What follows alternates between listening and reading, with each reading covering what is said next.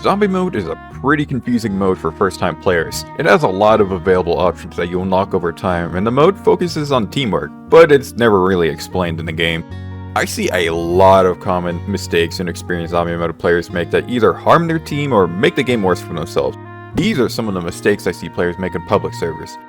Though keep in mind, this won't be a step-by-step guide on team compositions or what to buy or things like that, but rather a general tip guide for players trying to get the hang of it. Number 1. Buying cost-inefficient zombies. One of the worst things I see players do is buy absolutely terrible zombies. Some of the biggest offenders being Slime, Boss 4, and Hidden, for example. Here is Lightning first and foremost. They have a cost of $120 and they make cash every 0.1 seconds, which they generate $60 per hit. That means that in 0.2 seconds you break even, and in a full second you get $600. And because you deal low damage, you are able to generate more cash off of towers than others. Compare that to Boss 4. You have a cost of 2.5k, deal 3000 damage, and generate $1,000 per punch. That means that you will need 3 full punches in order to make profit, but you die really easily despite your health. And when we do the math, we see how bad they are. Take level 4 Void Trader for example. They have 10,000 health. Lightning will take approximately 167 hits in order to take them out, which yields them 10k as expected. Boss 4 on the other hand will only generate approximately 3.3k. This is a terrible deal and there's no counter argument to be made for it. If Void Traders are far away, you die as Boss 4 and lose 2.5k, but if the Void Traders are close by, then you still die quickly and Lightning outperforms it because of spawn protection, because Boss 4 cannot punch while in spawn protection. Boss 4 isn't even good for offense either, as you get locked in place when punching and have poor stats. Next up is Slime. You spend $700 to generate $110, which means you need 7 hits in order to make a profit or break even. But Max Sniper, which is wave 9, takes you out in 4 hits, or 3 with tower support. So you are fragile despite your high cost. Not to mention, Sniper's getting buffed in the next update, so it'll be an even harder counter for you.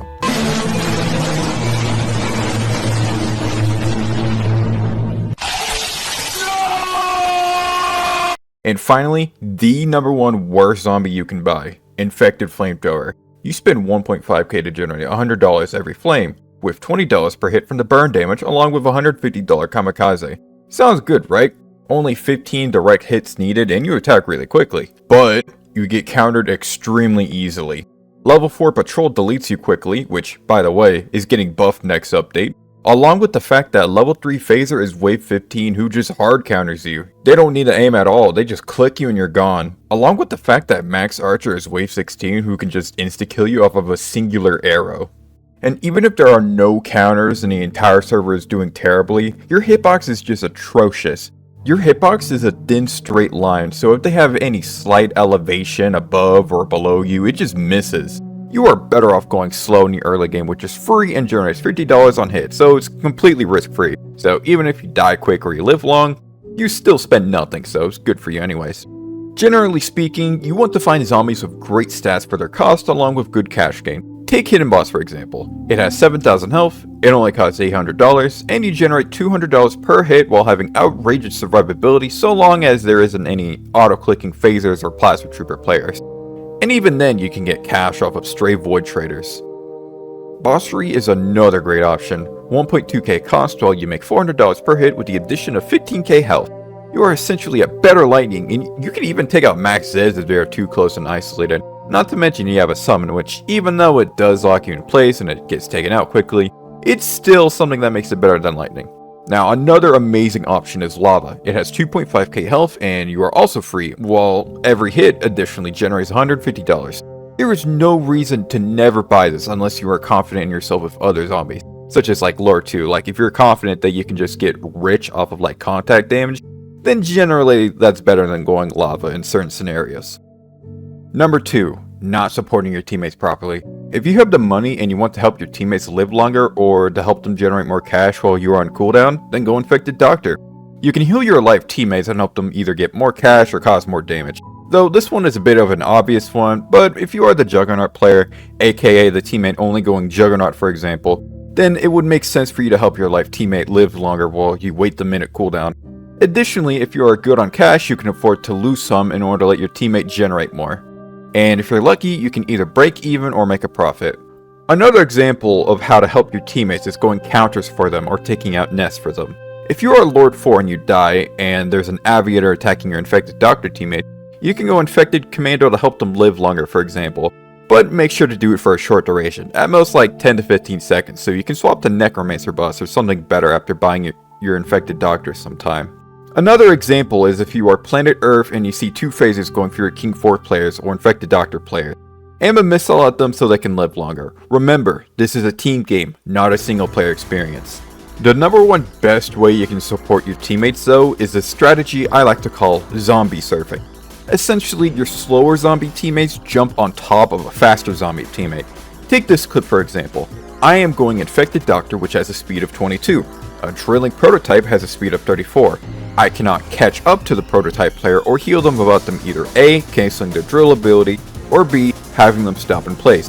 But by jumping on top of them in a specific area, I am able to surf on them, which puts me up to 34 speed while I heal them at the same time. In this short clip as well, I am doing the same thing to a Planet Earth teammate. While it is for a short time, it's still a proof of concept. Imagine you go boss 3 and you have a Lord 4 teammate jump on top of you. That is a 40 speed Lord 4 for a brief time until they fall off or jump off. Number 3.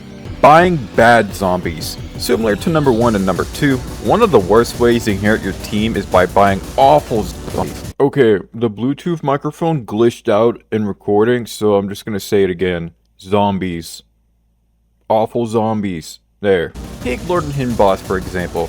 You are a single target attacker with terrible cash gain, and your only gimmick really comes into play on wave 29 when Zed gets maxed and you can one-shot them. By then you just get shredded. Never buy Lord Hidden Boss. You prevent your teammates from being able to go Lord Boss 2, a far better zombie that can pull aggro for longer and even provide range assistance with the spitballs, such as taking down aviators or taking out grouped up towers. Another terrible zombie mode zombie, Lord Boss 3. Now it might be like, wait a minute, isn't Lord 3 great for causing wave 33 losses? Well yeah, here's the thing, frequently I see zombie mode players buy it even on wave 38. The only time you should ever buy Lord 3 is if you want to cause a wave 33 loss, because think about it. All of the maps that are bad for Lord 4 are terrible maps for zombie mode to begin with. Autumn Cascade, tower sided. Tropical Island, tower sided. So the only time you even have a valid use of Lord 3 on wave 38 is when it's already favored against you. And besides that, here's a clip of Max Barrack surviving longer than a Max Golden Zed. You see, Lord 3 has percentage damage, so it takes 2 hits per unit, and even if they gave it a flat 10k damage punch, that's still 5 punches needed, which is the same as Max Golden Zed. Also, engineered turrets have 1.6k DPS each, and in total it's about 5k. For reference, Max Zed bullet DPS is 2k, and Golden Zed DPS is 4k on just the guns alone. So by going to an Engie nest, you effectively get hit by max GZ DPS but aimbot, so you just get melted. And guess what? Zeds are already staying by Engineer Nest, so the only zombie teammates that can even help you are Juggernauts, compared to Lord 4, which has a slightly better chance at taking them out. Yes, you still get melted, but you can take out a greater chunk of them compared to Lord 3. Now you might be wondering, what about King 3? Same issue. They have no bullet resistance, no fire slowdown immunity, they are single target, and they have low health. Literally only go Lord 4 and King 4 for Lords and Kings. Your job on zombie mode is to force towers to lure, not run around a map and take out Zeds, which I will explain in number 4. Do not buy wave 30 Juggernauts on wave 38. Do not buy Eternal Jack on wave 38. It is garbage. You have no bullet resistance, and the entire tower team is just bullet damage. Your projectile is very tiny. Never buy Eternal Jack, or else you will lose. You are also the same size as Void. Never buy this. Number 4. Not spawn camping. Zombie mode had their main strategy, body blocking, removed years ago. Before, Juggernauts had no cooldown and could be bought even during King and Lord wave multiple times. Since then, it's been removed. You now additionally go on a minute cooldown, and also since then, tower DPS has been raised dramatically. This prevents you from body blocking in the first place, as you just put Juggernauts on a useless cooldown. And if you even want to buddy block, do it with Armageddon. Their Cataclysm, which is their 5 seconds of invincibility, still allows them to block bullets. But keep in mind, only do this on the last minute. Never body block ever unless Void 2 is at low health or there's a minute on a timer and you are about to die. Another strategy that became useless was Rush Down. You'd essentially buy Lure 3 on wave 38 and chase down Zeds and take them out. This is now ineffective due to Engineer being brought into the game, Phaser getting DPS buff, along with more counters being available, such as Hollow Boomer getting fire slowdown back. So you can't even chase down towers anymore as you'll die instantly and put lures on a minute cooldown. So now you're forced into spawn camping / forced luring. As for forced luring, it is a strategy that requires you to spawn camp. Take Store for example. If you spawn camp the far left side with a Juggernaut, towers will either focus fire on you, which then they die quickly, or they focus the boss, which again, they die quickly because you're standing right on top of them. So likewise, they will spawn in the middle or the far right side. This is advantageous for you, as if Void 2 is in the middle, they are more likely to go on the right side, which causes Void 2 to get lured to the top right hill frequently. And in general, Void 2 being there is better. So, if you can control the middle spawn and the far left spawn, this forces towers to either die quickly or spawn on the right side, which causes luring to happen. This is best with Guardian, Armageddon, due to having more health than Eternal Jack effectively, King 4, Lord 4, and things such as Necromancer boss. One of the best examples being Oasis, like I mentioned prior. If you camp this far left spawn in middle, then towers are forced onto the bottom left spawn or the right spawn, which is terrible for Lord 4 to be on, or Void 2 alternatively. Number 5. Having poor movement. Now, this only applies to PC because rest in peace to all the mobile and console players, LMFAO, but having predictable movement allows you to get hit easily. If you see a Lord 3 player running in a straight line, that's easy to hit. If you see them just only jumping, that's easy to hit. If you see them just jumping left to right, that's easy to hit.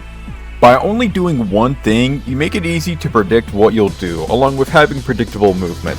Take the Zombiemode hidden boss. I know they're going to hide behind that corner, wait for invisibility to kick in, and then move. So I charge up and hit them the moment they do. The best strategy you can do to help your survivability is to utilize your movement keys along with shift lock. Now the most basic thing anyone can do is to just turn their camera left and right while jumping sideways. This ensures that your hitbox is as thin as possible while making it harder to land headshots. Input display is shown, of course. The first method is the easiest method, it trades effectiveness for ease of use, same with the second one, and finally the hardest one. This one requires you to constantly press inputs and ensure that you don't run in the wrong direction, but this will make it extremely awkward to land hits. While you do move slower compared to the other options, you can do this on any zombie and try to maximize survivability if that matters.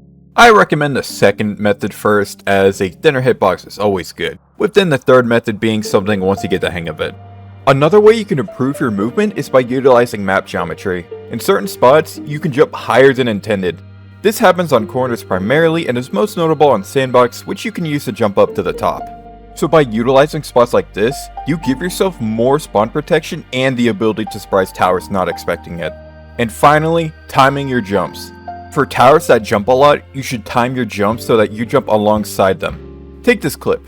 I know the phaser is going to jump because I'm a lightning, so I time my jumps to when they jump, allowing me to farm cash off of them and making their attempts futile. Be sure to track in your head when they are going to jump so that you can jump along with them. Number 6. Being way too predictable. Another bad thing you gotta stop doing is your predictability. Here's a clip of me running up to a King 1 and then menuing knowing they'll stomp. That is because they are predictable, in which they run at me and then stomp. To avoid predictability, really hide your actions, mix up your movement, or avoid going for obvious targets. Here's a prime example. Dude goes hidden boss, goes invisible, and I know they're gonna go up the tower to attack my stationary tower, so I aim at where I assume they are, and I headshot them after missing once. Another common thing I see Zombiemode players do is spawning in the exact same spawns every time. Please mix up your spawns, quit spawning in the exact same Zombiemode spawns each and every server. Otherwise, flamethrower players will start doing this and flame you the moment you spawn.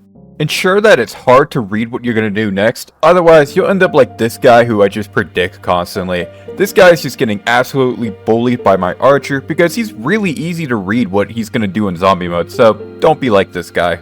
Number 7. Being too passive or not applying pressure. Every server I see King 2 or Lord 2 players hide behind a hill and do nothing. I've seen players from the level 6,000 range to the 30,000 range do this. Just stop, it's not good at all. You need to tell me that when towers get max patrol later on, towers get max phaser later on, and all of your really huge hard counters are unlocked later on. You want to hide behind walls and do nothing but launch spitballs? My man, Railgunner ain't even maxed until wave 22. You ain't even got nothing to worry about. Move! Literally in a worst case scenario, you break even. Here's me with next to no money charging in and camping in the middle and getting a 15k profit. They had 2 max marksman players, mind you. The only time rushing will ever be ineffective is on god tier servers with like 20 marksman players, but by that point you can go lava. As if you even spitball snipe, you get beamed anyways. So charge in or buy another zombie. This ties into point number 2 as well. As if you have a void supporter player rushing void traders but you are lord 2 hiding behind a hill doing nothing. Who do you think the towers are going to attack? The void supporter or the lord 2 hiding behind a hill with an infected doctor? The answer? Obviously not you. If you actually rush out into the open, you take pressure off your zombie mode teammates and get the focus onto you, allowing your teammates to generate more cash while you get more money in the process. Remember, like I said before, this is a team game, not hide behind a wall for 20 wave simulator. I mean, look at Demon Dude, it's literally a wave 20 boss 3 but with less speed and projectile. The funniest thing is you have the same speed as Speedy, while you get $600 per contact damage. Why aren't you going for void traders and then using projectiles on the nest attacking you? If the server is good enough to take you out before you can even profit, they're sure as hell good enough to take you out before you can get rich by camping. And if anything, you waste your prime time to play these zombies, because again, max phaser is wave 22 and hidden boss is wave 24. So in the 3 waves of prime opportunity that you have before hidden boss outclasses you, you play like a boss too. Now, if you're concerned as cracked marksman players or whatnot, just know that they'll do the same thing even if you can't. The best thing you can do is pull aggro off everybody. The inexperienced players, the sweats, the ZM targeters, just pull as much attention to yourself because remember, I am one person. If I go Archer and bully a Lord 2, that's me not bullying the other zombie mode teammates. So remember, apply pressure to the server and take pressure off zombie mode teammates. That way, you can all help each other. Number 8. Not targeting towers. Now before I get this out of the way, do know that if you do this to individuals excessively on multiple servers, you will get warned for it, as per seen in this image here. So only do it to towers that make sense to target, such as high priority target or good profit towers. In asymmetrical terms, we call this tunneling. This one is simple. If you see an unmaxed golden Zed, then target them the heck.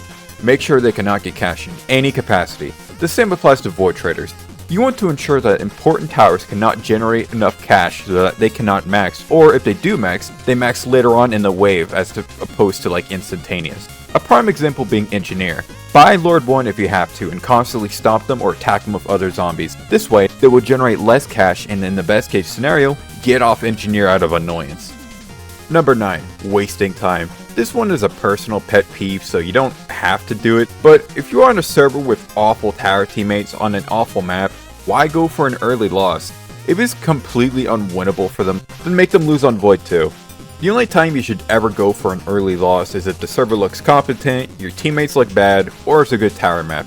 Because frequently, I'll see like one dude on zombie mode prevent their entire team from being able to spend cash because they bought Juggernaut on a freaking hard mode coastal town with like no golden Zed players at all, with the entire server being under level 500 during like Lord 4. Like, come on man, go for the Void 2 loss if you know the server is awful.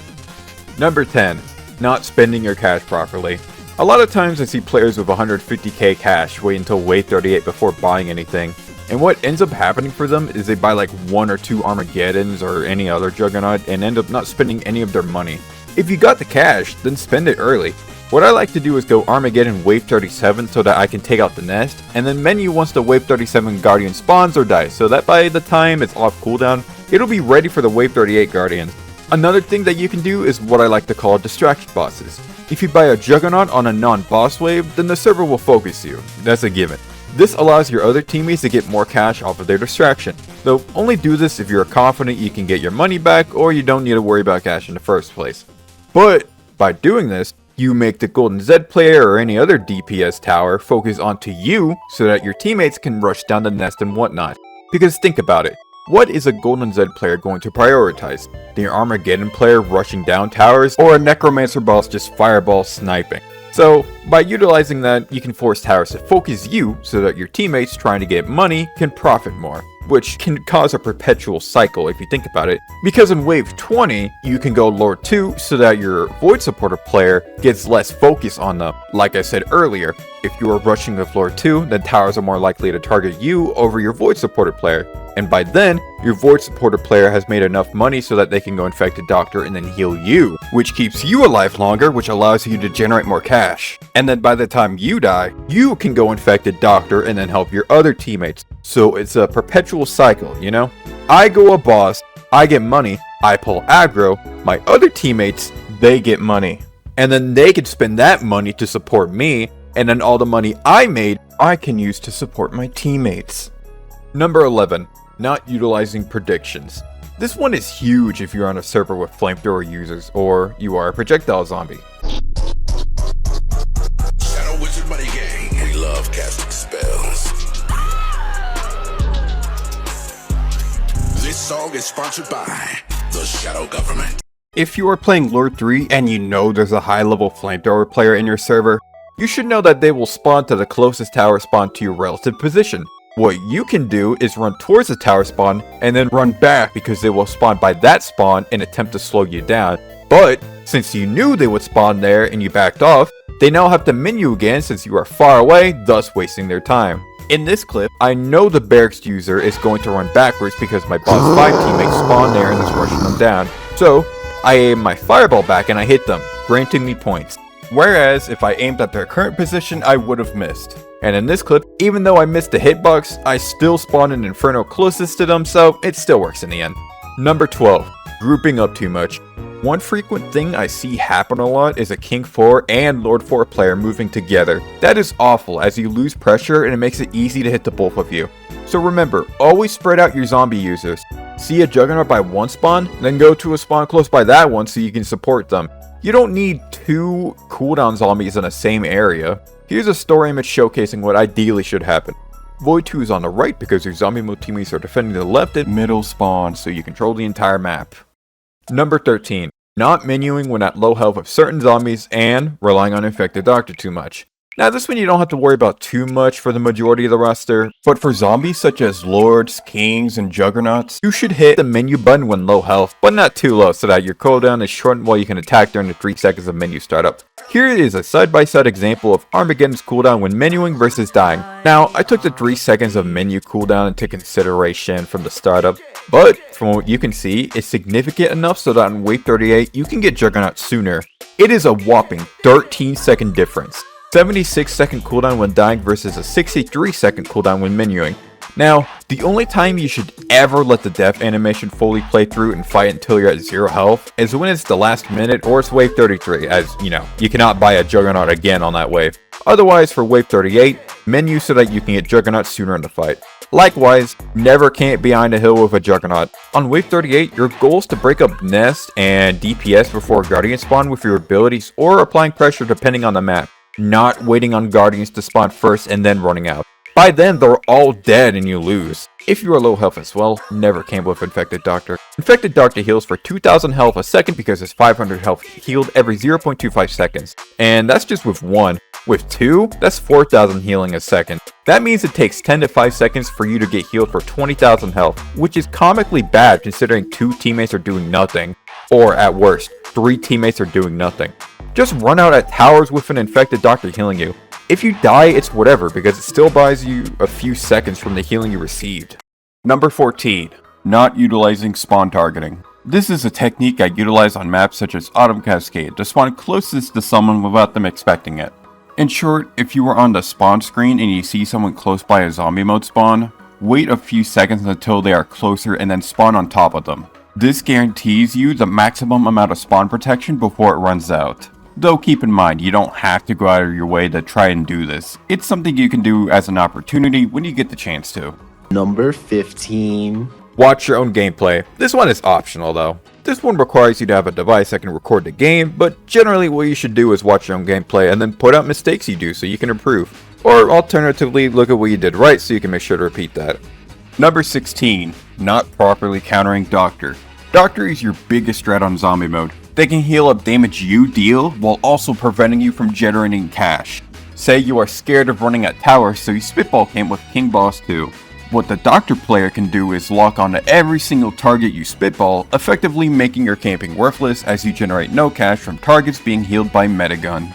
Your best means of countering Doctors is to simply split up pressure and go for faraway targets. Treat Doctor as if they have a radius that negates all cash if you are a single target zombie such as Boss 3 and whatnot.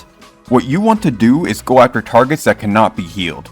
Prime targets include Max, Golden Zed, and other Doctors. That way, they cannot metagun them in any capacity while you hurt zombie mode counters in the process, such as Golden Zed and Doctors, which are big counters. Like I mentioned prior, go for faraway targets that you know Doctor cannot heal. Because of their slow speed, by the time they reach them, it's already too late and you already got a boatload of cash. Your best means of countering Doctor is by using zombies that either overwhelm them or deal splash damage. Boss 2's Death Explosion hits in a radius, which means one Doctor isn't enough to negate it, so you're always going to profit with it. Likewise, Prototype ignores Doctor's revive, so you can demolish Doctors easily. Avoid using zombies such as Mystery 2 when Doctors are on the field, as your summons are easy to stop with Doctor.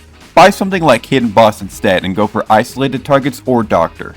Because Doctor has 1250 health, that means that Hidden Boss will generate $800 off of attacking it, which makes you break even while you take him out in the process. Number 17. Not adapting. It's really self-explanatory. If you cannot adapt to your environment, then you do not stand a chance on zombie mode. Say you're on a custom game night. Towers have times 2.25 increased cash gain, while zombie mode has times 0.75 cash gain. True story, by the way, the game night was awful.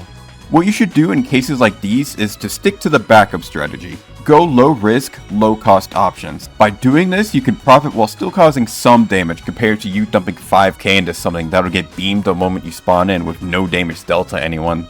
Remember to always buy according to the server. Are you on a server with a boatload of cryo gunners? Then don't buy Mystery 2. Is the entire tower team far away from zombie spawns? Then use Boss 2. You get the point. And finally, before I end the video, here is the zombie mode tier list I have displayed on screen. Wait. Mi gente, oigan bien. Salsa y picante.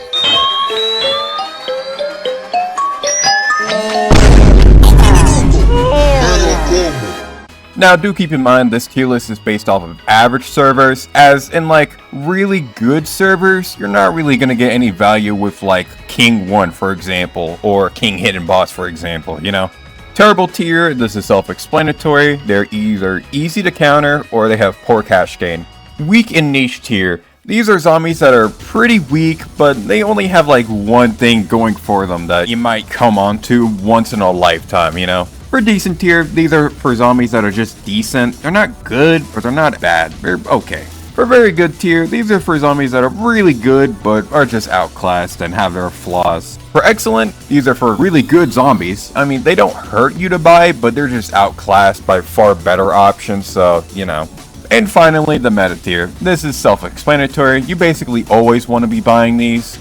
Now, my microphone broke, so I cannot include a detailed description of every zombie. Instead, I will just show a hard mode autumn Cascade match, which was the Nerf Patrol, so you can see how I recovered from losing a lot of cash.